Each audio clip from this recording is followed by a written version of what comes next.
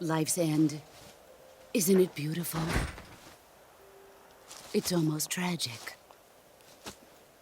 When life ends, it gives off a final lingering aroma.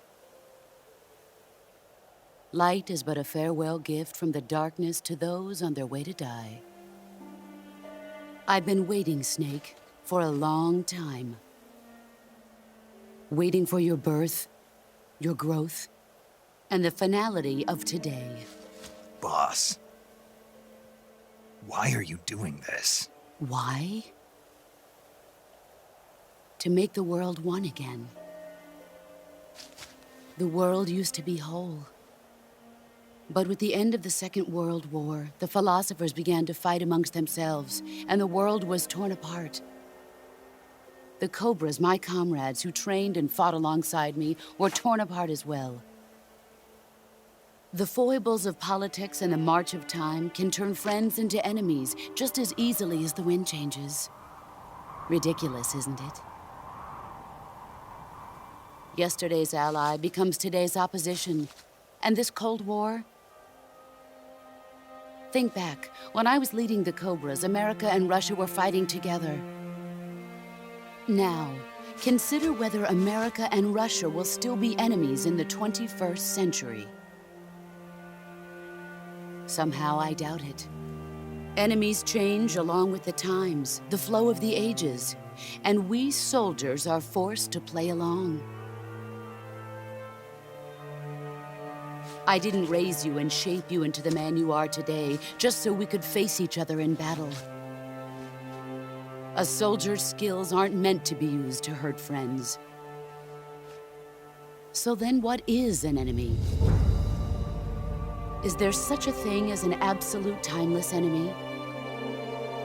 There is no such thing, and never has been. And the reason is that our enemies are human beings like us. They can only be our enemies in relative terms. The world must be made whole again. The philosophers must be reunited. I will devote my skills to that purpose. And with the Colonel's money, I will achieve that end. Just as I once created the Cobras. They are my family. I may no longer be able to bear children, but I still have a family.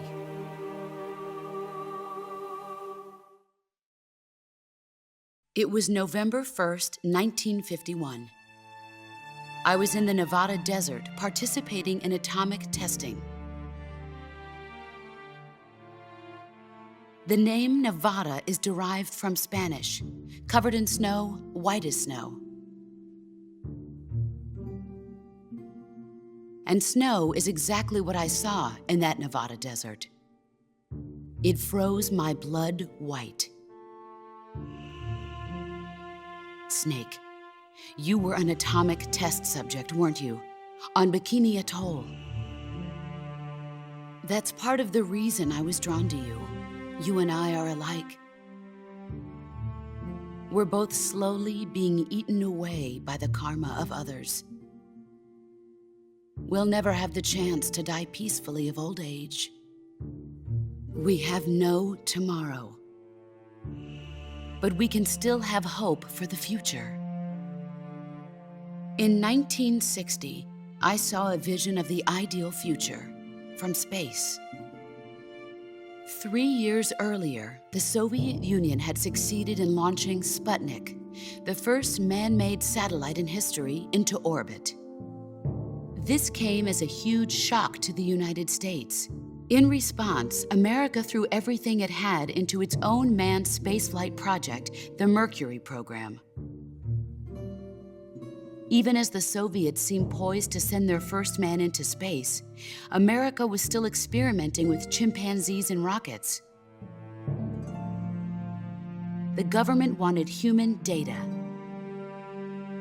So they secretly decided to send a human being into space. I was the one they chose. At the time, they didn't have the technology to block out cosmic rays, and whoever they sent up would inevitably be exposed to heavy radiation. That's why they chose me. After all, I'd already been irradiated once. Of course, you won't find any of this in the history books. I could see the planet as it appeared from space. That's when it finally hit me. Space exploration is nothing but another game in the power struggle between the US and the USSR. Politics, economics, the arms race, they're all just arenas for meaningless competition. I'm sure you can see that, but the Earth itself has no boundaries. No East, no West, no Cold War. And the irony of it is, the United States and the Soviet Union are spending billions on their space programs and the missile race, only to arrive at the same conclusion. In the 21st century, everyone will be able to see that we are all just inhabitants of a little celestial body called Earth. A world without communism or capitalism, that is the world I wanted to see. But reality continued to betray me. In 1961, I was sent to Cuba, to Bahia de Cochinos. It was part of a CIA-sponsored invasion under the guise of taking Cuban exiles back to their country. But the US government betrayed them. Our weak-kneed president held back their air support. Defenseless, the exiles were annihilated by the Cuban army. All I could do was watch in silence. I was set up by the very country I'd sacrificed so much for, by the very government I dedicated my life to defending. I was driven from the surface world, and I went underground. Then, 2 years ago, I faced the sorrow, my old comrade in battle. He was my friend.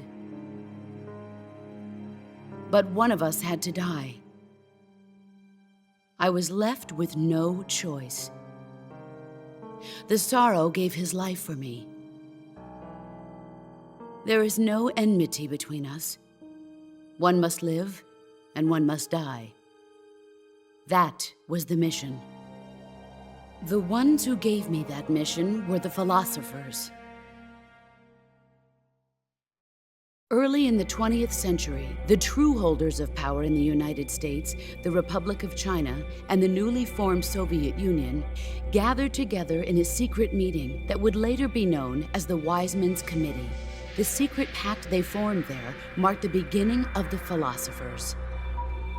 But the last of the original members died in the 1930s. After that, the organization began to run out of control, and the Wise Men's Committee degenerated into a mere shell of its former self. The philosophers of today have no sense of good or evil. Their influence extends to countries and organizations involved in every aspect of every war. They have become war itself. That's how they operate. The sacrifices of war cause a shift in the times. This shift leads to renewed conflict, and in turn triggers the next war. Like a nuclear chain reaction, each conflict sparks countless others, forming an endless spiral that will continue on for eternity. Do you understand what I'm saying, Snake? By consuming me and you, the philosophers intend to keep that cycle going forever. It was my father who explained all of this to me. He was one of them. You see, I am the last remaining child of the philosophers. But after he revealed the truth, my father was killed by that same shapeless, formless organization. And my father isn't the only thing the philosophers have taken from me.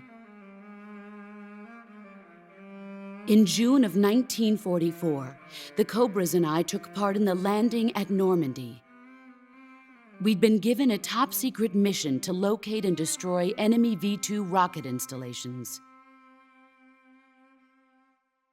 I was pregnant at the time. The sorrow was the father. I gave birth on the field of battle. a beautiful baby boy. But my child was snatched away from me by the philosophers.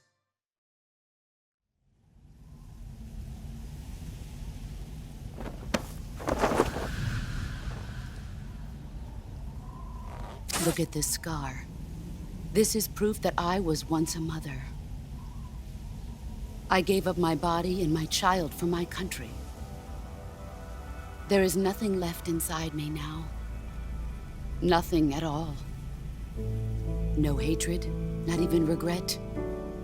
And yet sometimes at night, I can still feel the pain creeping up inside me, slithering through my body like a snake.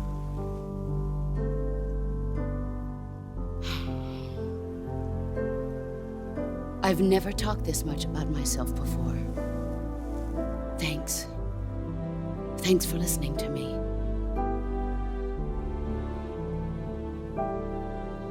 I feel content. Snake, commence the operation. I raised you. I loved you. I've given you weapons, taught you techniques, endowed you with knowledge. There is nothing more for me to give you. All that's left for you to take is my life, by your own hand. One must die, and one must live. No victory, no defeat. The survivor will carry on the fight. It is our destiny. The one who survives will inherit the title of boss. And the one who inherits the title of boss will face an existence of endless battle. I'll give you 10 minutes. In 10 minutes, MiGs will come and bomb the hell out of this place. If you can beat me in less than 10 minutes, you'll be able to escape in time. Let's make this the greatest 10 minutes of our lives, Jack. Boss. You're a soldier. Finish your mission. Prove your loyalty. Face me. Let's see what you're made of.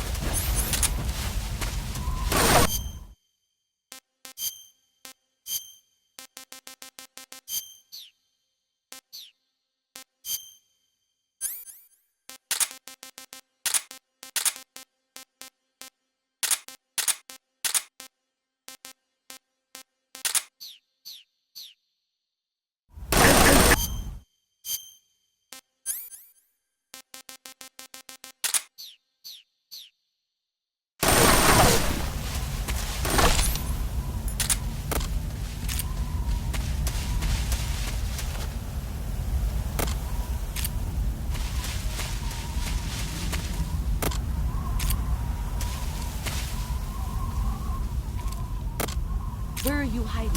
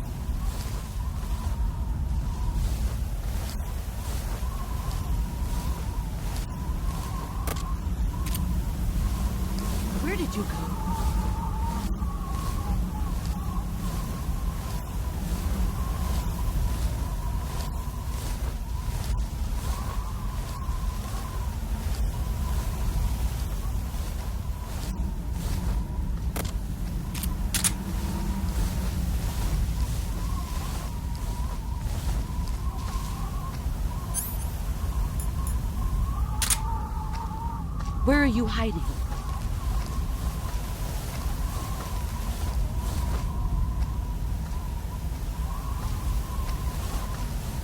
Pathetic.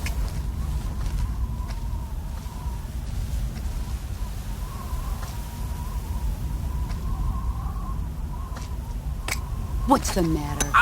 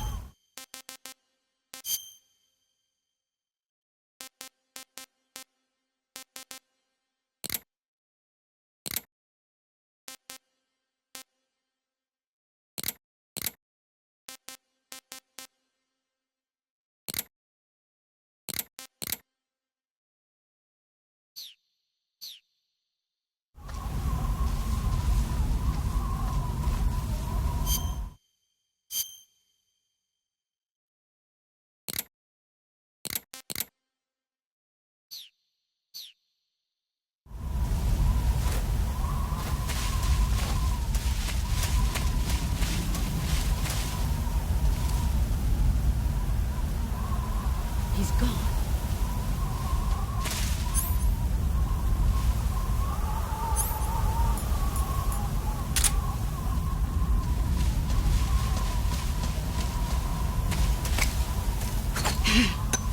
A grenade. I can't see.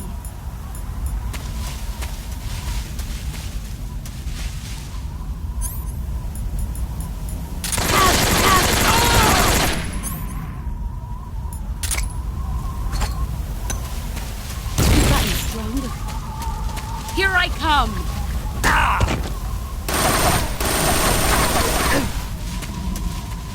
Brace yourself.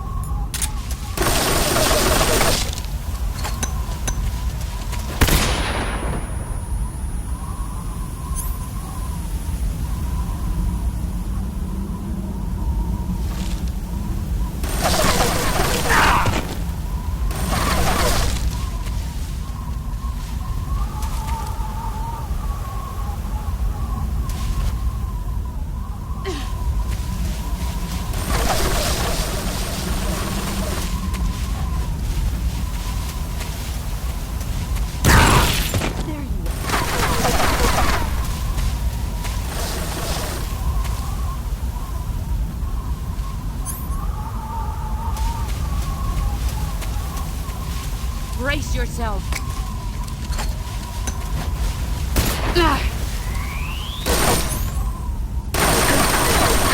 5 minutes.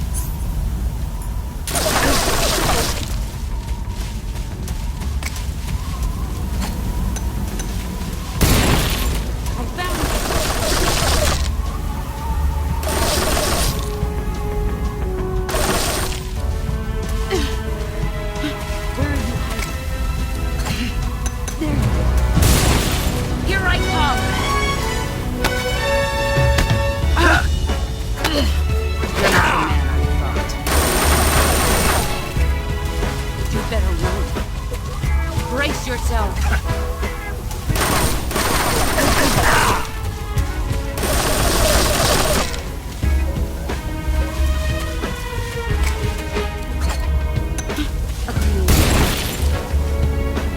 Let's see what you're made of.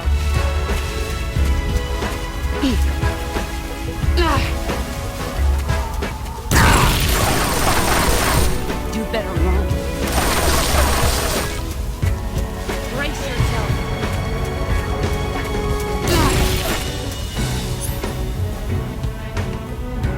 Get ready.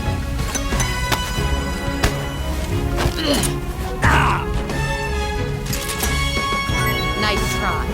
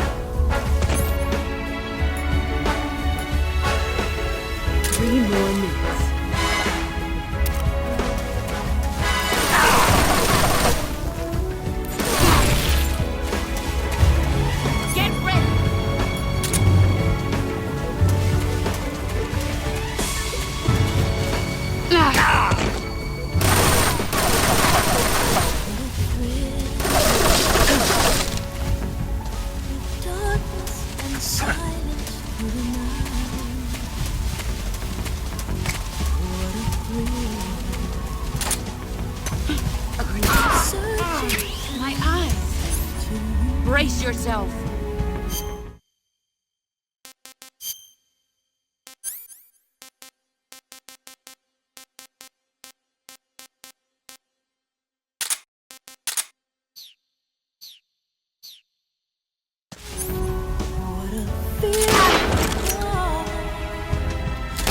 You're so supreme.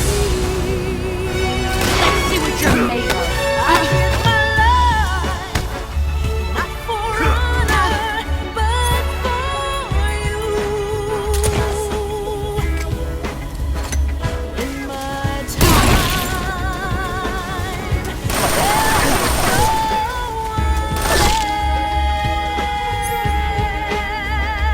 else. Crime is the way I fly to you.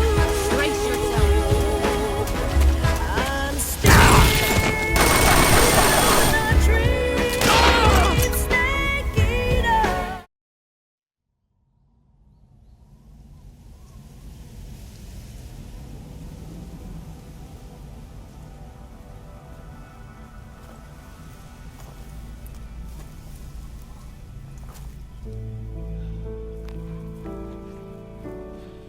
Take this. Keep it safe.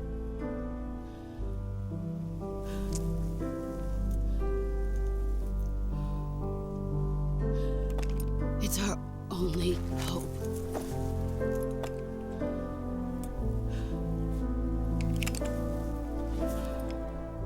A patriot?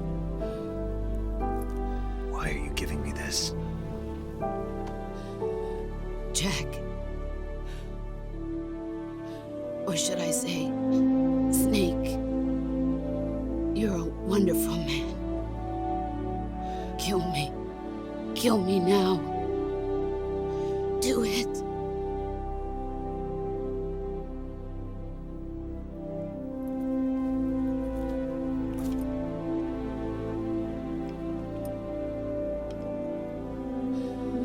There's only room for one boss and one snake.